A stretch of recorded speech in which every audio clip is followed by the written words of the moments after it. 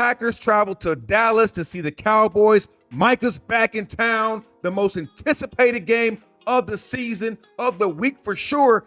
And it ends in a tie. Why? How? Ugh. Jaxon Dart, 1-0 after his very first start in the NFL. Donnie Mitchell, Bubs, I would hate to be you in the film room today. Travis Hunter, 0 snaps on defense in the second half. Why is that? And we got to get into some receivers that showed up and showed out on Showtime. Let's get into it. The most anticipated game of the week. The Cheeseheads going to Dallas. Micah back at Dallas, the first time since being traded a few months ago. All eyes are on these two teams. It's Sunday night football, and it ended in a tie after overtime. I don't know how that happened, but it did.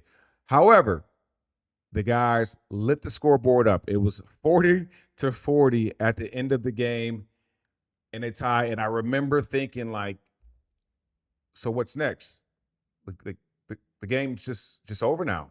There's no more. It's just a tie, and you watch both teams, like, no one's really happy. They're just kind of like, good game. Now, but if I'm Jerry Jones, I'm up in that suite and I'm jumping high as I can. I am ecstatic because the Cowboys shouldn't have won this game. It shouldn't have really been close, if you ask me. And he's sitting there thinking, yes, Micah, the guy I just traded, didn't just completely wreck this game and bust it wide open. So he's feeling in a sick way that, oh, he's right for trading Micah. No, Jerry, you're still wrong for trading Micah. Let's just get that out the way. But anyway, this game was full of entertainment and highlights and plays. And we're going to start off with Dak Prescott. You don't have CeeDee Lamb, a top 2 receiver in this league. He's out. And you just went out there and threw for over 300 yards and 3 touchdowns. George Pickens shows up huge. I mean, goes nuclear, like 135 yards receiving on 8 receptions, 2 touchdowns. Jake Ferguson, 6.5 over-under on catches, gets 7 catches and a touchdown. What is going on? Jordan Love starts the game off phenomenally. 2 great drives, does his thing, and then they get the extra point blocked, and Dallas takes it to the house to get 2 points. And that's when things just suddenly changed. It was 13-2. A very odd score in this league, but that's what it was. And it was crazy from then after. And Dallas finds a way before halftime to actually take the lead. How wild is that? Now, getting back to the other guys who had a great game. Romeo Doubs, favorite Jordan Love receiver right now. I mean, this guy was eating out there. 6 receptions, 58 yards, which is not even a lot of yards, but he had 3 of them things, 3 tutties. That is insane. So love seeing that, especially with all those injuries that they're having. Now, one question that we got to ask.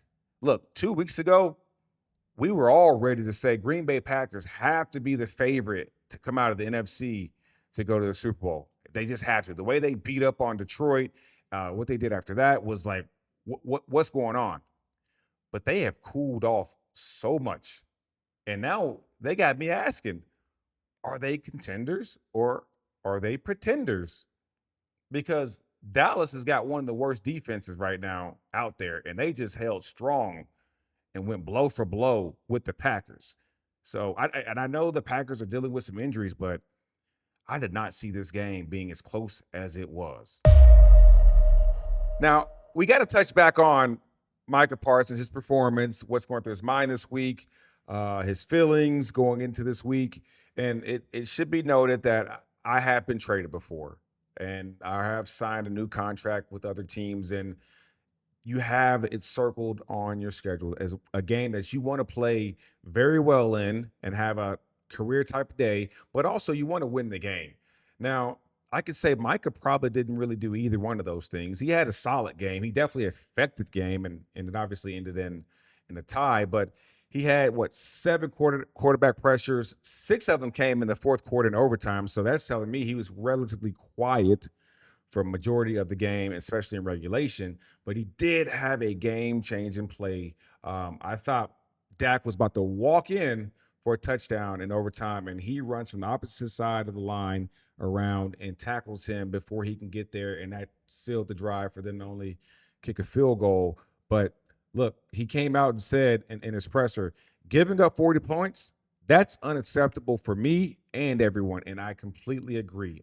A game that ended 40-40 after overtime is wild. Now, as a person who is a fan of the game, hey, we love seeing the entertainment, the high scoring part of it, but I don't like seeing a game in a tie. And so what is the solution here? Let's talk about that. 10-minute overtime, to me, it needs to be 12 minutes. Let's just get that out there. 2 extra minutes, because I just felt like, if you just play a really good drive, you leave the other team little to no time.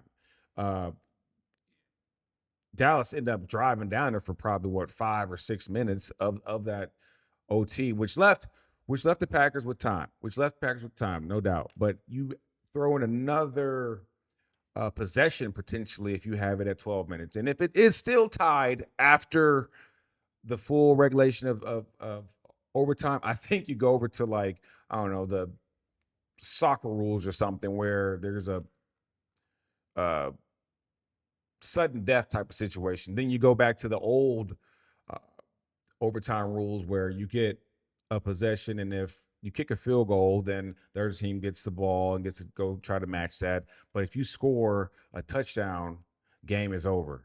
But games can't be ended in ties, ultimately. But as a Detroit Lions fan, hey, we're in first place in the North now, thanks to that tie.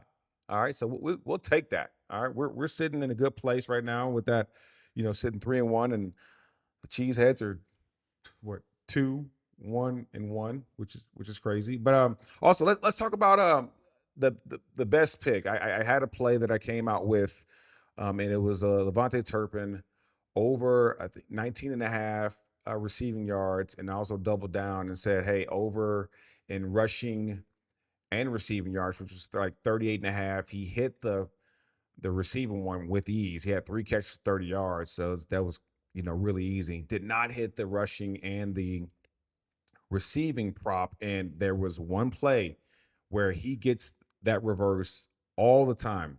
And they gave it to Flower Nori or something like that, whatever his name is. And he ended up going for 12. And so if he gets that freaking reverse jet sweep, whatever you want to call it, the over in both of those hit. But I did feel really good about that pick, and we're going to get you some more picks this week, leading into Thursday Night Football and also Sunday. But hey, look, overall, Dak without CD, I thought he performed well, and we always thought. I mean, this year Dak has been playing out of his mind. He's showing up and showing out. I mean, like I said, 31 for 40, 319 yards, 3 passing touchdowns, had a carry for a touchdown, passer rating 124.9, and leading the league with 1,119 yards and 6 passing touchdowns and 3 interceptions on the season. He's playing great football, and I'm actually excited to see what he can do moving forward without CD, because you got Pickens, who has woke up, and he's clearly ready to be the number one. Um, why he needs to be. Showed up great in the red zone. Also down the field late in the game, early in the game. But then you saw Dak get the ball to Fergie and Tolbert uh, and Turpin. Javonte Williams had a nice solid day. So these guys are, Dallas is, their season's not over by any means. It's gonna be an uphill battle, having to deal with Philly, but overall, hey, Dallas, you didn't look as bad as we thought you were going to look. You're actually giving some fans some hope. But hey, so kudos to Dallas. Looking forward to see what they can do in the future with CD, and you're going to have to get really creative, really creative.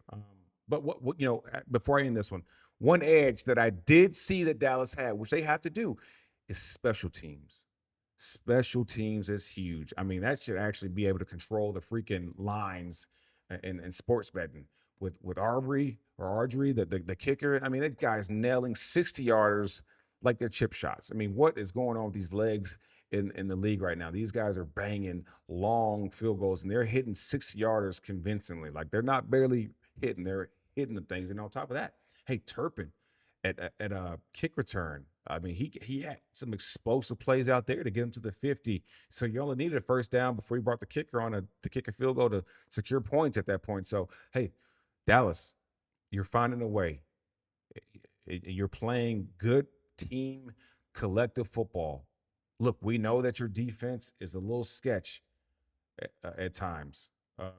A lot of times. Let's just be real. But hey, your offense is finding a way, showing up. Your special teams are showing up, and you found a way to tie a game that you had no business winning, to be honest. So let's see what rolls. Now, touching back on the Giants and how huge of a win this was, we got to discuss why. Why did they win? Well, Coach Carroll, Matt Patricia, Jim Caldwell, Joe Judge, they always said, you want to win the game, you got to win the turnover battle. That's going to give you a huge chance to win the game, and that's exactly what the Giants did.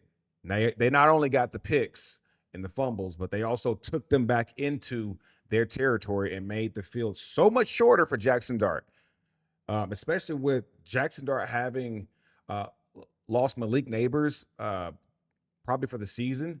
And by the way, Malik Neighbors was a large part of the Giants offense. I mean, he got probably 48% of the offense went to Malik Neighbors. And so Kafka and Dable are going to have to completely change the offense now. They have to, because you're not going to be able to throw it deep the way you wanted to. But hey, they had a good plan once he went out. Keep it simple. We're going to hit Darius Slayton on the spot routes. We're going to hit Bellinger on the spot routes. We're going to try to establish the run, but it always helps to give a young quarterback a short field with those turnovers. And if we're looking at the Giants' upcoming schedule, they got the Saints in New Orleans. They got Philly at home, and then they have Denver Broncos on the road. That is not the easiest schedule, and we talked about it last week. There's no perfect time, but it's going to be okay. The New Orleans Saints, they're at home. They're going to be tough. But as far as the overall squad, they won't be overwhelming. And so this is another opportunity for Jaxon Dart to get a little bit more comfortable, understand things, let the game start, hopefully to slow down here soon. But overall, you got to change the offense for Jaxon Dart now. And it's uncomfortable, but it has to happen if you want to have a chance. But look, Jaxon Dart, a few things. If I can give you a few tips, hit them check downs, buddy. Use your legs when you have to. And try not to get hit, because them hits will pile up and they could be bad. Now, another question I really have, say Jaxon Dart finds a way to go 2-0 over the next 2 games, or 2-1 over the next 3 games. What do you do with those 2 other quarterbacks you have, Jameis and Russell? I believe at this point, if that were to happen, you decide on who. I think you probably trade away Russell because you get more value for him. I think you try to trade Russell to someone and get some draft equity. And that's how you build something that's going to be strong, because if Jaxon Dart can handle being the starter and something were to happen, you still have a backup in Jameis Winston, who is very serviceable in my opinion. And I personally don't see I know that the Giants are not going to the playoffs this year. They're not. They don't have the firepower to do so, especially missing one of the best young players in the league. So these are all questions that we have to ask. And those are those ifs and buts questions. But hey, like my mom always told me, if ifs and buts were pots and pans, the whole world would be a kitchen. So why are we talking about it? But it's fun to talk about. And so now you give fourth quarter Matthew Stafford the ball, down and score. The king of comebacks is what I like to call him. Stafford has this look in his eye when he's down, that it's kind of like, I know I'm about to make something happen. I know that we're going to make something happen. Just trust me, be in the right place, right time, and I'm going to deliver a dime, whether it's with his arm or he's going to run for a big time first down. And that is exactly what he did. I think he's like fourth all time um, in fourth quarter comebacks, and it's something that we've seen over and over and over. And it doesn't matter where he is, if it's in Detroit or with LA. This dude is a gamer, and to me, he is definitely a Hall of Famer. So it when all that mess happened with the turnovers and the holdings, and you give Stafford the ball, I'm just sitting back. Yep, we know what's about to happen, don't we? We do. And sure enough, it did it. It did in a spectacular way to give the Colts their first loss. And also defensively, Daniel Jones throws his first two picks of the season. Um, the second one was way worse than the first one, I thought. He had no business throwing that ball, trying to fit in that window with a chance to still go out there and tie and potentially win the game. But that, you know, he made that play. He made that play, unfortunately. He also fumbled the ball that thankfully they ended up getting back on. But hey, got to get back on track now. The turnovers will kill a season so freaking quickly. Travis Hunter gets 0 snaps on defense in the second half, and we all are wondering what is going on. Well, I actually know that playing NFL football is hard. Learning the speed, your position is hard enough. Now, you bring in two positions on opposite sides of the ball, that makes it even tougher. And so I support this decision to limit him on one side or another. And I don't really care which side it is, but let this man focus on being really freaking good at one, because right now he's just average to below average at two positions. Let him become really good at one position, or wherever you feel like you need him the most. That's where we need to be focused on getting him reps. Now, I believe that it is a lot harder to learn the wide receiver position, but it's a lot harder to play the cornerback position. So you got to kind of pick your poison. But what I would do is, um, I think I would always have him doing DB reps. Keep doing that, but he needs to spend more time at the wide receiver position, because you can kind of control what plays he's running, and he is a phenomenal athlete. We have seen it. He made a catch against the freaking 49ers that I thought was his head taken off. He climbed the ladder. I mean, like he got like 5 feet in the air, climbed the ladder, makes a catch in the middle of the field, finds a way to get hit and hold on to it, full stretched out, and that was impressive. And I was like, yes, he is a specimen. But in NFL football, it's all about playing fast. How do you play fast? You play fast by knowing what your job is, uh, knowing what's expected of you, and to the point where you can just go out there and play. Right now, he's trying to think about, what mode am I in? I'm defensive mode, offensive mode. Uh, the calls on both sides have to be different. Trying to figure out, I mean, has he completely learned the playbook offensively, which is a whole thing in itself. Understanding 2-minute offense. In 2-minute offense, there's signs, there's code words, there's the real concept words, and then you have to know front side, back side. You know, when the ball's on the right hash, you become, and you're on the right side, you become the Z. If you run a route previously, ends up in the backside, now you are the X. Knowing the complete concept is a thing. So on top of just the 2-minute offense, you have to learn the normal offense. You got to learn as a rookie. Okay, well, there's conversions versus cover 2. This route might convert into just a simple go route, must outside release, or versus cover 2, this option route, you have to break it down in the middle of the field. Or cover 2, this seam route versus cover 2, you bend across his face. But if it's single height, you keep going up the inside of the edge of the numbers. Things like that take reps after reps after reps. They're being stolen from him because he's going from offense over to defense. And the same thing goes if it was just going from defense to offense. My point is, we're doing him a disservice. Can he play both sides? Yes.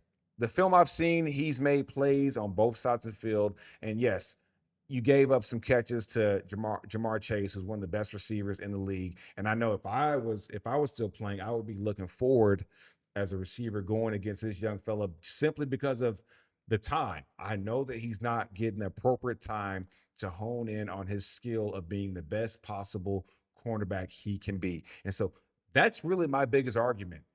He needs to be focusing on one or the other. And once you get really good or understand it, or the game starts to slow down on one side of the ball, then let's start baby steps and getting you more on your play on the opposite side of the ball. But look, this is NFL football. These dudes are bigger, faster, stronger, smarter, have more tools, more data to figure it all out.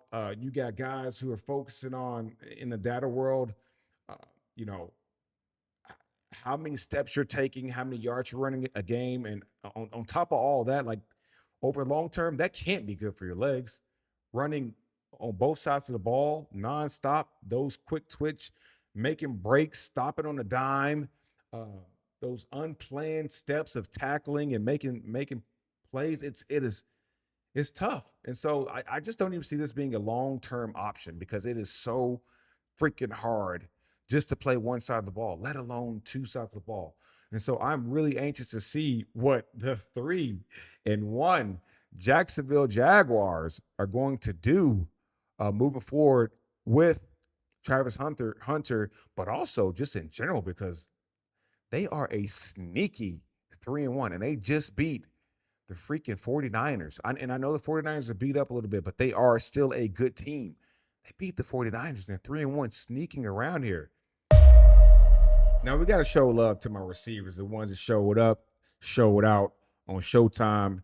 And I know we touched on George Pickens had a day, 8 receptions, 134 yards, 2 touchdowns, a red zone nightmare on multiple drives, just beat coverage deep on seam routes and hauled in touchdowns and stayed alive late in the game and was a great outlet. Justin Jefferson, 10 receptions, 126 yards. Kind of a sneaky day because we're so used to seeing JJ with the highlight reel type of day. But hey, he played good sound ball. He was reliable on the short, intermediate, important catches, the slants, the digs, the quick outs. Didn't score, but he kept the chains moving. Next, DK Metcalf, Pittsburgh Steelers. 5 receptions, 126 yards, and 1 tutty. Had 1 catch today that just was crazy. A long touchdown, about 80 yards on a slant, broke away, and it was off to the races and shows that he still got that big play ability to house any and everything that you throw his way. I mean, I love seeing him on the home run balls. Any 50-50 ball, I'm throwing it up to DK because he is a physical specimen. He's got great, strong hands. He's got a big build, and he can hop out of the gym. Jordan Addison, another guy. 2 guys from Minnesota. 4 receptions, 114 yards. Didn't get the attention that JJ was going to get. Ran deeper routes and absolutely abused single coverage and generated some big chunk plays because they weren't going to let JJ do it. And so this is important because this reminds me of, I played with Megatron and I was the Jordan Addison, I guess, if you will, on the backside. And Calvin used to get all of the attention. I mean, he got the 1s, 2, and 3 cornerbacks guarding him at one play. And I was sitting on the backside a lot of times just picking them off on single coverage. And, I had a knack for getting open and contested catches. So respect what Jordan Addison's doing because it is super important. Because he's doing his job well, it's going to open up a few more opportunities for the number 1 guy, Justin Jefferson, to get active. But it's as long as Jordan Addison is doing his job well, will that happen? Well, another episode of The Fade with Golden Tate. We're starting to have some fun. Tune in later this week. Later.